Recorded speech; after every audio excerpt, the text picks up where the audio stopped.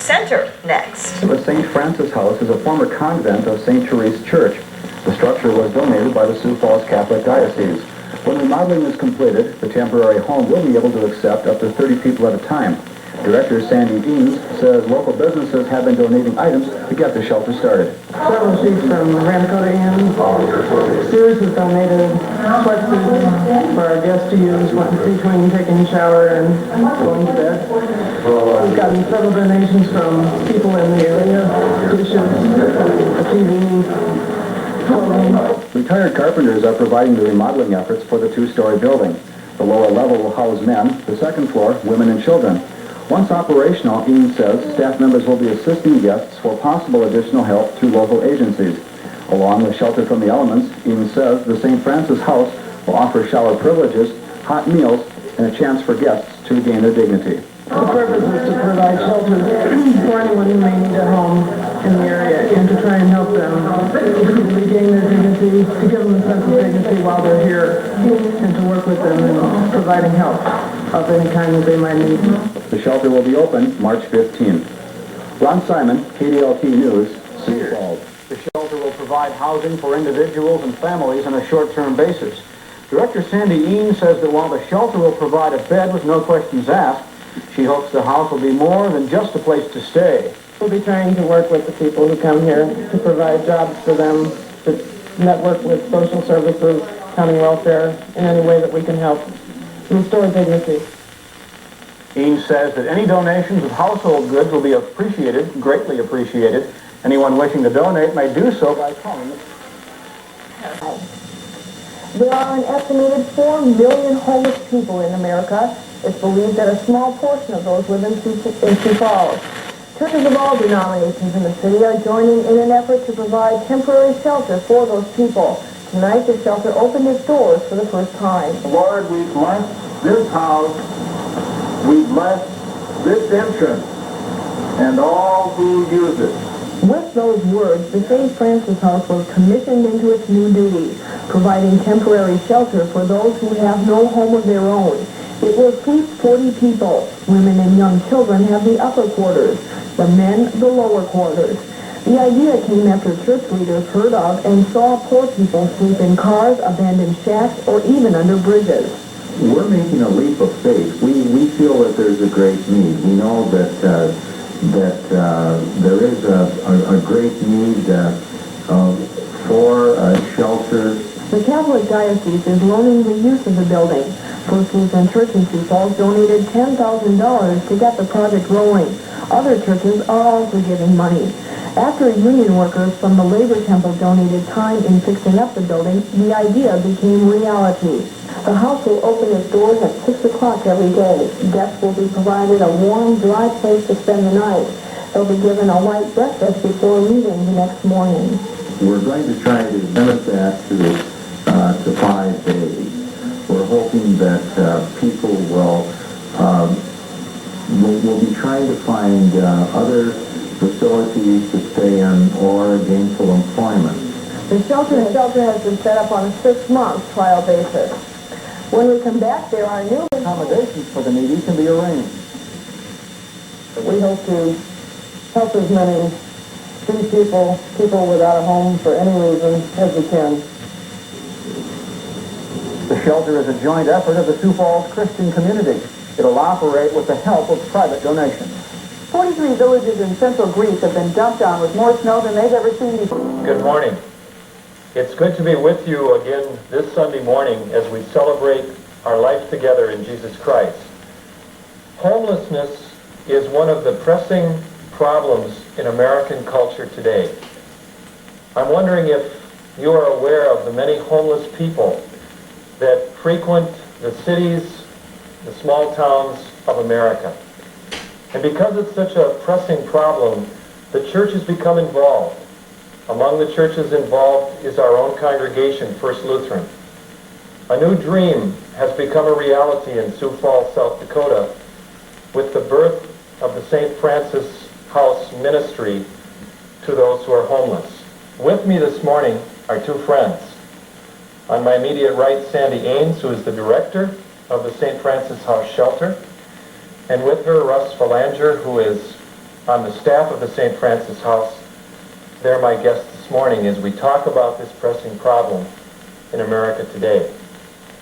I'd like to begin by asking you, Sandy, to tell our viewers basically how was St. Francis House born and what is St. Francis House all about? Well, St. Francis House was the dream of many people in Sioux Falls, and actually brought to life by First Lutheran Church and the Catholic Diocese working together, and that First Lutheran had a fund set aside which provided the operating expenses and the initial money, and Bishop Dudley provided the building for our 6-month trial period, which gave us also a place and the funds with which to begin operations. St. Francis House is a shelter open to all. We don't ask why anyone needs a place to stay. We just invite them in, and then through talking with them and visiting, we try to find out what their needs are and see if we can help in any way. Russ, tell me about the St. Francis House in terms of what's available there to people when they come, and how are they welcomed, and what kind of a facility do we have at St. Francis House to care for those who are homeless? St. Francis House opens up at 6 p.m. at night. Guests can come in between 6 and 10 p.m. If they come in after 10 p.m., they'll need a referral by either a referring agency, a social service agency.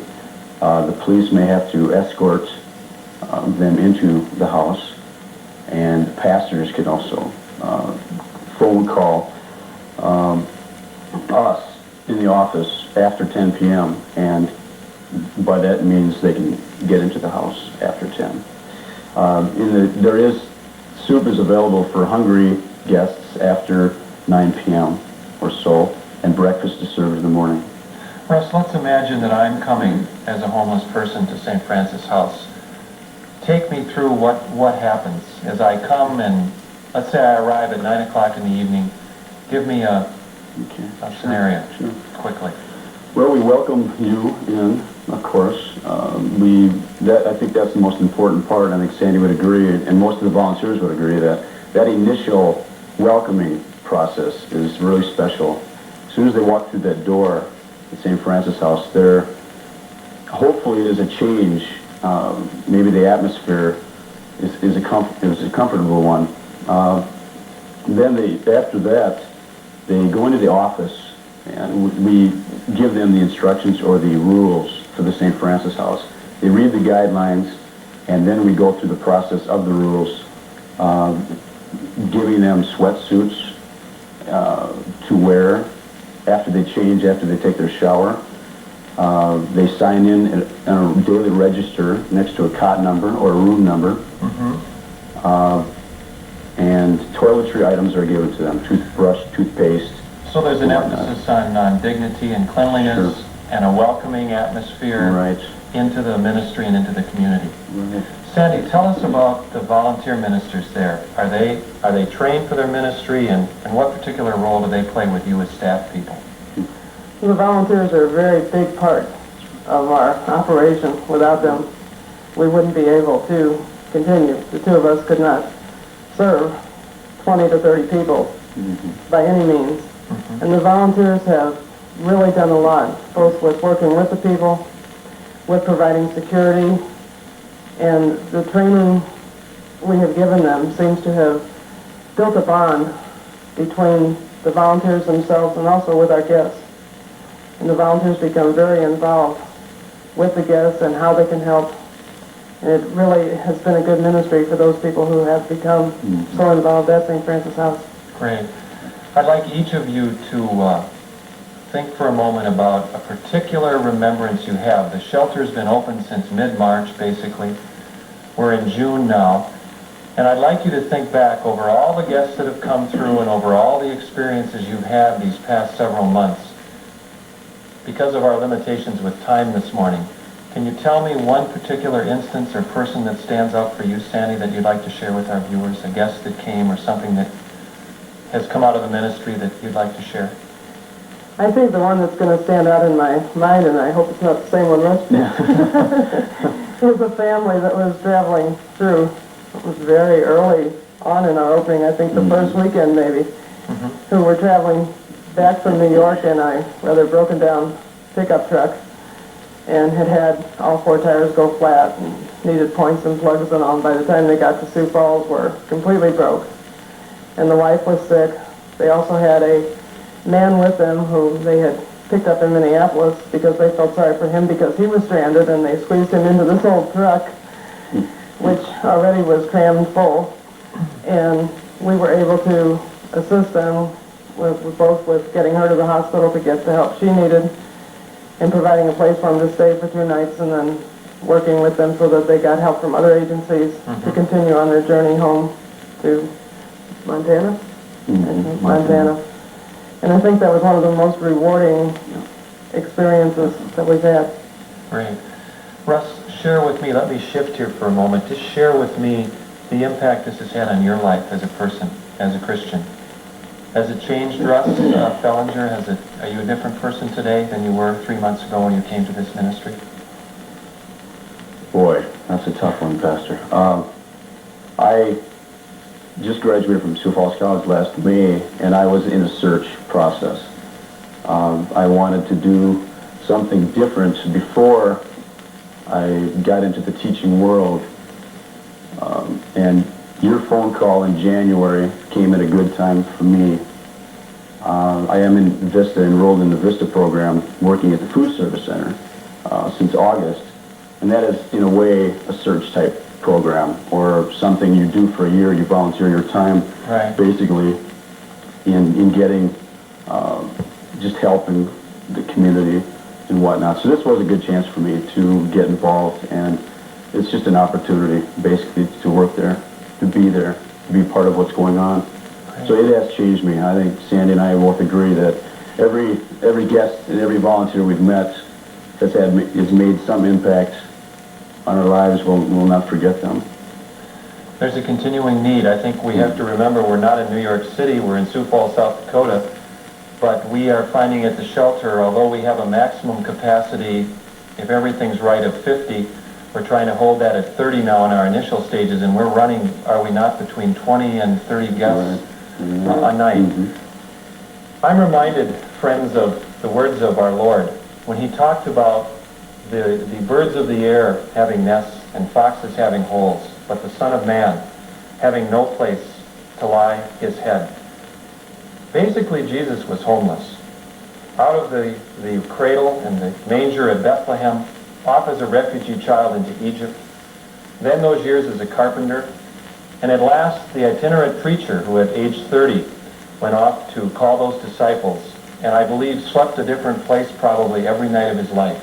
We see the Christ in every homeless person that's welcomed at St. Francis House. We need your help today. There's a continuing need for volunteers in this ministry. And on our television screen this morning, you see superimposed a number to call at the St. Francis House, 334-3879. We know within our viewing congregation there are many people who can help us. We need you, and we need your help in this ministry to make it a continuing presence for Jesus Christ in this community. God go with all of you this morning. We pray that this particular communion segment has touched you, and our blessings to you, Russ and Sandy, and continued strength for your ministry. Separate board to continue its operation. And as Melissa Michaels reports, Sioux Falls now has 2 shelters serving its homeless. When the St. Francis House opened its doors in March, no one was sure what to expect, how many people would use the shelter. 6 months later, the director says there's no question of the need. They average 25 people a night. And we try not to turn anyone away, but we do let people stay as long as they need us. We have an outside limit of 30 days. Usually it's more than enough time for someone to find the help they need. The other shelter in town is a few blocks north of the St. Francis House, the Union Gospel Mission. One homeless man told us shelters are needed more than most people think, and they're a big help. Volunteers with the mission, people that are on the street or some they've got a place the sleep if they need it, clothes if they need it, if they need a warm meal, it's all here for them. All they have to do is just come down. An elderly woman we talked to thought even more could be done to help the homeless. Well, they need more help to elderly people, I do know that. And people that cripple and can't help themselves. Getting the homeless to help themselves is an important part of the St. Francis House approach. It closes its doors during the day to encourage people to go out and find a job. That gives Director Sandy EANES a chance to do some cleaning, but it's a big shelter, and she could use more help. They have about 50 regular volunteers who spend time at night with the guests, but would like to double that number.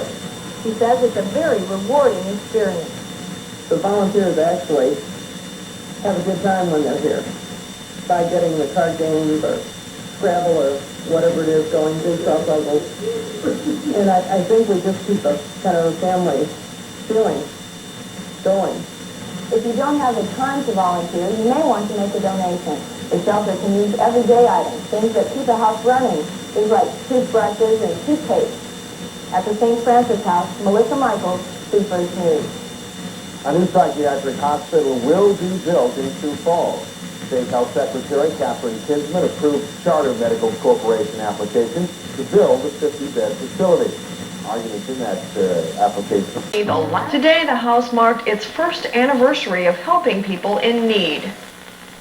This afternoon, a shelter for the homeless opened its doors so anyone could come in and see what it does. Volunteers and supporters of the St. Francis House are celebrating a busy first year. Nearly 900 different guests spent the night, a demand that surprised the staff. And I think we're seeing a lot of what they call the new poor, people who have lost their jobs and can't find employment, then lose their house or apartment. If you've lost a job, missed a bus connection, or just don't have any money, you can stay here free for up to 30 days. The house closes during the day to encourage people to go out looking for work. Most of the people we get through here, they're not bums, they're just financially embarrassed, put it that way. Monty Jacobson had to stay here for a few days when he was in a bind. He then started volunteering, and now he's a paid staff member. He and the others prepare a place for up to 49 people nightly. The staff members here don't cook any meals for their guests, but they do try to keep a pot of soup on the stove and try to provide something for breakfast before the guests leave for the day. A lot of the food and snacks are donated by local businesses. Clothing has also been given to the house for those in need. The homeless come mainly from the Sioux Falls area, but people from all over the country have stayed here. And this winter, Tom, the St. Francis House averaged about 25 to 30 guests per night. Church, First Lutheran Church, and First Presbyterian Church invite you to Faith Opens Doors. Good morning. Welcome to another edition of Faith Opens Doors. This morning we're going to talk about a caring ministry in this Sioux Falls community that extends out far beyond our immediate geographical area. This morning we're going to talk about the church that is in this world as salt and light. And with me this morning as my guests are Joe Gross, who is the director of the banquet ministry here in Sioux Falls, Sandy EANES, who is the director of the St. Francis House Shelter, and a very familiar face, our good friend, Pastor Chuck Landon, who is the senior pastor of First Baptist Church. Good morning. We're glad you're all here. Welcome. To begin our program this morning, we're going to briefly cut away from our table here this morning with our friends and begin this morning by showing you a brief excerpt of Ministry at the Banquet so that you can become better acquainted with this significant ecumenical outreach. Let's go to that segment now. If you've ever wondered what love is all about, stop by the banquet in downtown Sioux Falls. Every Monday and Thursday evening and Saturday noon, banquet staff and volunteers put on a powerful demonstration of love in action. A total of over 2,000 Catholics, Jews, and Protestants from more than 80 churches and organizations make up the volunteers who cook and serve the 3 weekly banquets. They come from Sioux Falls, Brandon, Beersford, Garrettson, Rowena, and Canton. They come with love in their hearts. As Elvira, one of the volunteers, put it, I get the satisfaction of knowing I can fill a void. Besides, she adds, when you give of yourself, you receive tenfold in return. And the volunteers do usually receive more than they ever give. Case in point, Debbie, once a guest, now a volunteer. Just a few years ago, she was a very discouraged, very depressed, very angry person. Now, Debbie will tell you, I feel at peace. I feel accepted. I'm more encouraging. And I want to bring forth in others what was brought forth in me. And that's what the banquet is all about, too. Bridging the gap between two groups of people. At the banquet, it's not a matter of them and us, but rather they are us. As one young guest commented, this is like heaven. It's the only place in town where I'm comfortable. The banquet got its start in the spring of 1985 as an ecumenical outreach of the Catholic Diocese to feed the hungry and poor people of Sioux Falls. It's located at 300 North Main Avenue, right downtown. Joe Gross is the banquet's volunteer director, while Rob Bender acts as her right-hand man and Maggie Hagan as her kitchen angel. Joe begins each night with an orientation with the volunteers. After the meal is served, she follows up with a volunteer feedback session. Joe feels that feeding the poor is everybody's job, so the cornerstone of the program is really the volunteers. They prepare most of the meals in the banquet's own kitchen, menus that usually include a salad, casserole, bread, dessert, milk, and coffee. The banquet is supported solely by donations of food, money, and time from individuals and groups. Guests average about 275 each night, but sometimes over 400 are served. Almost a third of these are children. Other guests might include unemployed workers, single parents, alcoholics, the handicapped, elderly, and homeless people. There are no strings attached to the banquet ministry.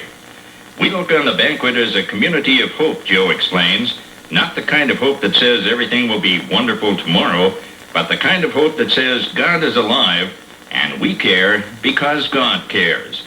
We don't solve the problem, she continues, but we can provide a moment of caring. More than anything, Joe says, we believe the poor should never be served poorly. We believe in love and action. For Debbie, the volunteer who used to be a guest, that means being accepted. For a guest whose husband is in the penitentiary, it's discovering, as she looked at those around her, that her problem didn't seem so bad after all. On the wall of Joe Gross's office is a piece of calligraphy given to Joe by a volunteer. It reads, "It's true that in a way the poor call forth that which is the most beautiful in other people, our desire to give life.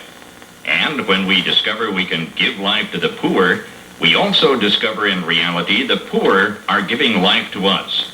The banquet calls forth that which is most beautiful in people, whether they be volunteer or guest." At the front of the banquet's main dining room are pictures of some of the children the banquet has served. Over the pictures is a sign that says it all. Love is eating with the banquet family. We just saw a very wonderful picture of what the banquet ministry is all about in serving the poor. And now we're going to take another look at another significant ecumenical ministry called the St. Francis House Shelter. Let's take a few moments now and become acquainted with this significant ecumenical ministry. Judy is 24 years old. Not long ago, when the temperature was below freezing, she spent the entire night on a bench. She had no money, she didn't know where to go for shelter, and the only clothes she had were the ones she was wearing. The next day, she learned about this place, St. Francis House. There she found a warm, friendly place to stay until she could find and afford a small apartment. St. Francis House is the former Little Flower Convent at 1301 East Austin, behind St. Teresa's Catholic Church. It's still owned by the Catholic Diocese, but Bishop Paul Dudley arranged its use to shelter the homeless. Original operating money came from a fund established by First Lutheran Church. Help is provided by the Ecumenical Good Shepherd Board. St. Francis House opened March 15, 1987. 4 guests stayed that night. Since then, the average has been about 25. Referrals come from local churches and pastors, hospitals, the Volunteer and Information Center, the police, even the bus depot. Guests can begin checking in at 6 p.m. They must be in by 10. Male guests stay until 7:30 a.m., women and families until 8. The basic rules are simple. No drinking, no drugs, no fighting, take a shower, help keep St. Francis House clean. The coffee pot's always on. Guests get soup on evenings the banquet is not serving, and a light breakfast in the morning. Director Sandy EANES, her assistant Monty Jacobson, and 80 volunteers, including 10 husband-wife teams, share their time with guests from 6 to 10 p.m. and provide security from 10 p.m. to 8 a.m. The volunteers are concerned Christian lay people, and they're the ones who make St. Francis House work. They come from many church denominations. Their first night, they're often apprehensive, but they come anyway. Diane, a long-time volunteer, explained it this way. I was really scared, but I like people, and I wanted to help these people feel good about themselves. Most of them are really nice folks. They've just had some bad breaks. It's giving and getting back more than I gave. It's learning to appreciate people no matter who they are. To every volunteer, it's getting involved and liking it. For some, it's a chance to repay a debt. Herb Bliss, once a guest, now a volunteer, put it this way. Once I was down and out. Now I can do something for someone else. It's as simple as that. Volunteers sharing the good things in their lives with others who are not so fortunate. And how do the guests feel about St. Francis House? One young man said, I'd like to say thanks for the hospitality and love and caring. I appreciate that more than anything else. Over 800 individual guests have been served by St. Francis House in its first year. That's over 7,500 bed nights. To continue this commitment, St. Francis House needs money, needs volunteers, needs clothing, bedding, towels, and washcloths, needs coffee. Remember, the pot is always on. Needs just about anything you'd care to give. The only funding comes from individual and church donations. No government funds are involved. The only help is volunteer. The only guests are the homeless, the needy, the down and out. Remember Judy, the 24-year-old who spent a night in below freezing temperatures on a bench? I never thought a place like this would be this nice. It's clean, it's comfortable, and everybody is really nice. When I called, I didn't have to explain anything. They just told me to come on down. St. Francis House in Sioux Falls, to welcome the stranger, to shelter the homeless, acknowledge human dignity, convert the hostility of the street into the hospitality of a loving home, and provide an atmosphere where guests can reveal the promise they are carrying. We hope you're a little better acquainted now with these two significant ministries. I'm going to ask that Pastor Landon now pick up our conversation after we've seen these little snapshots of these two ministries, and we'll go from there. Chuck? Thank you, Dave. The thing that strikes me is I know that there are a lot of hungry people, a lot of homeless people, but what is it from Scripture that caused each of you to want to do what you've done in taking a lead in founding a significant ministry? In my case, I think of Matthew 25, in so much as you've done it unto the least of these, my brethren. Probably that more than any other. And then I think of Christ in the 4th chapter of Luke, 18th verse, I think, when he goes back to Nazareth to teach. He's handed the book of Isaiah, and he opens it and he says, the Spirit of Christ is upon me. I've come to preach good news to the poor. And again in Luke 6:20, his inaugural, if you will. He said, blessed are you poor, for yours is the kingdom. And to me, if it was important for Christ to be with the poor, and that was his agenda, then it has to be our agenda. Good. Sandy, you want to add anything? Yeah, I think another big feature of serving the poor is that Christ told us that if we do it to them, we're doing it to him, for him. And that's something I think that is really important in our ministry. And again, in Isaiah, God tells us that serving the poor, sheltering the homeless is the kind of fasting that he wants. Not things that we don't do, more things that we do. That's neat, because I think that's very seldom articulated among Christian people. Let me throw a curveball here, Chuck, if I might follow up on this a little bit. I think some people might say to us, why aren't you overtly preaching Jesus Christ? Why isn't there a sermon preached when people come to the shelter or to the banquet? I think there is a sermon preached. Okay. I think we just don't use words, Pastor Holm. We become our message. Now, if that sounds preached, I really believe in communication of all sorts. That only about 7% of what we say is ever remembered anyway. So, if we can live the message of love and become our message, then we are preaching. Okay. It's like sign language. We're showing people through that ministry of presence how important they are to us. How would a person who's receiving the love know that it's love that flows from Christ rather than love that flows simply from humanitarian concern? I would hope that he or she would ask me. And if I was ever asked, I would tell them. Have and you I been asked. Oh, of course. Tell us about that, would you? Well, there was a young couple who came. This happens often, Chuck, often. They come and they will say, "Why do you do this? Why are you so nice to us?" And very quickly, I would respond, because of Christ. One couple wanted to be baptized. They were baptized. They wanted their children baptized. And in that case, I would say, Protestant or Catholic, where are your roots? And there's never any problem. I'll just direct them to where they want to go. That's neat. That's really neat. Sandy, do you want to follow up on that? And we've had several guests tell us that because of what they see in what we do in the lives that we live, they feel encouraged to try and rebuild their lives. I think if we just preach to them, we turn them off. I really feel that. But by showing them that we care, that we do love them in Christ, we come through as real. We come through as that deep, loving concern that's what they need. More than anything else. They may be hungry, they may be tired, but I think that the love is the main thing, that we do care. We're not just saying, "Oh, go find a job." We're saying, we want you to help yourself. We want to help you if we can. Do you ever worry about people who come again and again and again and don't ask? Do you ever worry about how would we ever help them know it is because of Christ? I think if I throw enough stones into a pit, and I love enough, and I keep building that up, pretty soon there's going to be a mountain of love, and I just think it's going to happen. I think of the children. I think of a man who ate in a soup kitchen in Holland as a child. He's very committed to our program. And I asked him one time why, and he said, because I wouldn't be here if I hadn't been fed at a soup kitchen. He's a very committed Christian man.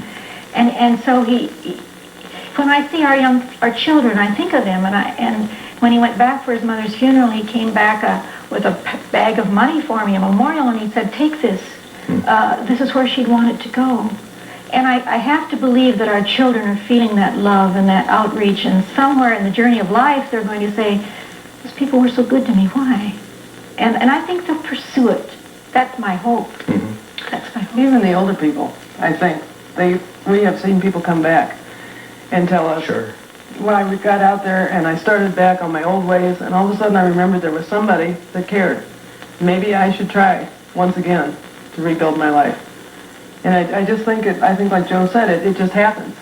We've seen it happen. I think I'd like to just say here, too, that I'm very well aware that in these ministry places where this presence of love is there, that there is prayer before the door is opened at St. Francis House every night, and the cross is over that door, that at the banquet there is hymn singing and prayer and scripture that feeds and undergirds that ministry, and then it's shared in the hospitality that's offered to people who come there. We want to move to a time when you can share some stories with us today. Favorite stories that you have about the ministry that you're a part of. Sandy, maybe we'll start with you with just one favorite story, and then Joe. Okay, I think my favorite has to be a family who came to us the second week we were open. It was at a time when we weren't really sure what we were doing or how we were handling things. We weren't really staffed too well yet either, other than you. And we had one family with us already using our one family room. And another family drove up on a Saturday night in a very old Ford pickup packed to the gills with all their belongings and their dog and a hitchhiker they had squeezed in because they felt sorry for him. And we had said in our planning process that maybe we could use the chapel as a family room. So we decided, well, we were going to try it because we had a family in the one family room. So there was a mother, father, and 2 daughters, plus the fellow who they brought along. We put him down in the men's area, but we put the family into the chapel. The woman wasn't feeling real good. She had, we found out later, gotten hold of some contaminated water on their journey from New York. And we put them in the chapel and we tried to make them comfortable. And she looked at me and she said, well, I guess if I don't feel better in here, I won't feel better anywhere. And I thought, sort of the Lord's blessing on us using the chapel for sleeping quarters. And we took her to the hospital the next morning, and that's when they diagnosed her illness. And they treated her. We kept the children and the father at the house during the day. And the next day they let her go, and they went on traveling back to Montana. We heard from them in August. They called and told us they were both working. They had the kids and had been back in school, and everything was going fine. Had they been staying at kind of emergency shelters across country like that? Well, yeah, they were in New York helping her sister, and then, of course, didn't have any money to come back to Montana, which was home. So they had made their way across country. They stopped in our church, I think, on the way to New York from Montana for money for gas and food to get going the first direction. It's kind of amazing. Yeah, it sounded familiar. That's because we weren't open the first time. Yeah, that's right, yeah. Joe, how about a favorite story? I was thinking about the people in the wheelchairs. We have so many handicapped people, neurological diseases, and I asked them one time, why do you come? Because I really don't know that money for food is an issue in this case. But they said, we come because no one stares at us and no one asks us any questions, and we're comfortable. We're comfortable. I hear that a lot. The woman who said, this is heaven. Another woman was crying one night. I went over and I said, what is it that may I help you with something? And she said, my tears are not tears of sadness. They're tears of joy, because I've been rejected all day long, and I come down here, you hand me a tray, and you sit down and eat with me and make me feel comfortable. And then I always come back to the children, because they're just so happy there, and they make friends, and there's a community, a great community that has come amongst themselves. Then I think of the wonderful man who said to me one night, he said, you know, I have so much fun down here. Even if I had money, I'd come here. I like that. That's great. Those are good stories. Let me bounce this one off. I've been reading a book called Are We Yet Alive by a bishop of the Methodist Church. Baptists do read bishops' books. That one. Good for you, Chuck. And one of the things he comments is that the early church was characterized by receiving people into their homes. Do you see any possibility that along the way, St. Francis' home and the banquet could become ways of people with homes inviting people without homes, just to join them, at least temporarily, feed them for a while, experience life in a family? Wouldn't that be wonderful? That has happened a couple of times with us, with our volunteers. Because we're closed in the daytime, if someone, like a family, didn't have a place to go, they've invited the family to their house. Or if with someone waiting to catch a bus later on in the evening, they've taken them home with them or invited them in. So I think we're reaching out. That's neat. More through our volunteers. And of course, I would say the banquet has become a place, and if you would, a kind of a home for many of our people. It's a community, and as I believe we saw earlier, I think of it as a community of hope, a kind of hope where God is alive and in the midst of it. And I really do believe it's a place, a gathering place, if you will. And this community aspect is so very important, because these folks have so few support systems. And if they're not in a church and they're not in a family and they fall through the cracks of all these kinds of units, how blessed, how wonderful that they can feel that down there. And the good news is the people coming to serve feel it too. Yes, that's the word I've received back from our They feel it too, because they were part of something that was more than just serving a meal on one night kind of thing. And they're with the poor, not just for the poor. Yeah. And that's very important. Yeah. And we do build that bridge. And the load of care it works both ways. People coming in that banquet door to serve leave their load of care behind too for a couple of hours. Yeah. And we find nourishment and refreshment together, and then we go back out to whatever reality. And in spite of our vast and tragic differences, we do celebrate our sameness.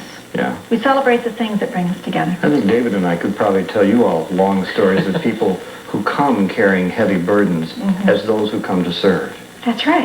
And discover that their burden is not as heavy as they thought, nor do they have to carry it alone. Yes. I guess another question that occurs to me, because folks watching on a Sunday morning may be somewhat insulated from this, what is the dimension of poverty, especially in South Dakota? Who are we talking about? How many people? What kind of depths of poverty do you observe? I would like to comment first on perhaps the world, the larger picture. According to a recent Stanford, just this week came out with some statistics. 1 out of 5 children now in our country are born and are living in poverty. And if the trend continues, they'll probably die in poverty. How do they define poverty, do you know, in the Stanford study? Well, poverty is usually defined as people who are, I would say, without means. Now, that can mean a lot of things. And in our banquet situation in Sioux Falls, I would define it this way. Without means can certainly mean economic means. And it can mean without means of the capability of developing a relationship. Many, many lonely people. Without help. These are without means. I think the Stanford is actually talking about probably more economic. Median income level. Absolutely. Right. Would they use the government's poverty level kind of thing? And a standard way of measuring. Which even by what we think are low standards in South Dakota would be a pretty pathetic kind of income. When we think of 13 million children now in that category. It means 3 million of them That's right. are in poverty, which means they're hungry. No, I mean 13 million are in poverty. Children. So there's 65 million children. That's right. Yeah. That's right. It's a lot of people. It's a lot of people. Especially in a state that has 700,000 people.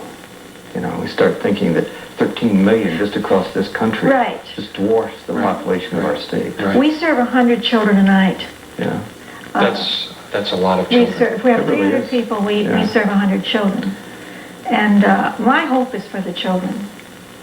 That's our best natural resource for our children. And if we must respond to them. And yes, we're band-aiding, we're loving, we're nurturing. But out of the children who come and out of the young people who come to serve, I often feel that, and from the church, if the role of the church and the function of the church is to do what Christ did and to be with the poor, somewhere from our church families are going to come some answers. Yeah. We're going to be able to figure it out. And I don't think band-aiding is something to put down. If you see a cut, you treat what you can. That's right. If it's more than you can do, you do what you can. Yeah. You know? Sandy, let's get you into this. What about your perspectives on the homeless and what you're seeing in America today and what we've seen in Sioux Falls with homelessness? Well, I think we're seeing a growing situation in Sioux Falls, and I'm sure it's the same all over the country from all the reports that you read, from everything that you see. I think the basic problem is the shortage of low-income housing and the minimum wage, which most of these people are able to earn. Even those who are really intent on going out and getting work. If they can find full-time work, which usually doesn't happen, it's at minimum wage, they pick up part-time work through spot job or whatever, and it's still at minimum wage. They never get enough ahead to be able to do something. They're stuck. And no matter how hard they try and how hard we try to help, they can't get that certain amount that would get them either into an apartment, into housing. They have no guarantee if they do get it for 1 month, that next month there's going to be something available. And I think it's really a growing crisis. I think the fact that people are hiring part-time instead of full-time now. A lot of companies have gone to part-time help. And it's really making it hard on those people who don't have jobs. More people are losing their jobs or having their full-time work cut to part-time, then they can't make it. And that's what we're seeing, what I guess is termed the new poor. And it's happening more and more. We're seeing families who never thought they'd be in that position. People, individuals, who had everything going for them until one day they lost their job. And it's a spiral, isn't it? Yes. Affordable housing, and then you lose the job, lose the house, lose the family. And the waiting list, even in Sioux Falls. Is immense, isn't it? Yes. We have one volunteer who runs a low-income housing apartment. And she just told me the other day her waiting list is over a year. Yeah. In big cities, it's 13, 14 years. I mean, it's unreal. I just want to say today, God bless you both for what you do in your ministries. And Chuck is saying amen in true Baptist fashion over there. Hallelujah. God bless you both for what you do and the presence that you are among the poor on behalf of many of us, and for all the blessings that have come out of these ministries, and for all the blessings that are to come. And for inviting so many others of us to be a part of it too, rather than making it a narrowly defined and owned ministry. I've appreciated that you've allowed many others to be a part of it. It's so fully ecumenical. I really don't think of denominations down there till I get to talking to you people. I really don't. Absolutely. We're a family of faith. And the spirit of competition isn't there. It's not only the church communities too, but business and. But today, a special group of kids passed along some warmth to those in need. Somehow do. They come in sometimes and their fingers are so stiff they can hardly sign in. And so these kids with warm hearts got their heads together and came up with a toasty idea. They'd sponsor a raffle, and with the money they raised, they'd buy some of the things best used to keep warm. They love getting out, and they're pretty wise shoppers. Pick some good things. It kind of was a good lesson. I think they didn't realize how much hats and mittens cost. They thought they had all this money and they could really get tons of things, but they did well. And they had fun. The spirit of giving shone bright and the feeling of love sounded out. So how does it make you feel doing something like this? Good, because I know we're helping somebody who's not as lucky as us, and when they're out at night and they're cold and they have no mittens or hats. It seems the greatest reward came when the kids personally delivered the goods and heard firsthand how grateful the receivers will be. I'm going to tell all of our people where the presents came from so they'll know that you kids did that for them. I think that makes them feel a lot better, even being warm, when they know somebody cares about them and have to do that and then go out and buy the presents and all. I think that's great. 10 kids in all sold 130 raffle tickets at $1 each, and with an extra $60 from an anonymous donor, they surely did their part to warm the hearts of others. Good job. With really sweet kids. Well, it was cold. It is cold. Yes, and the good news is that it's going to be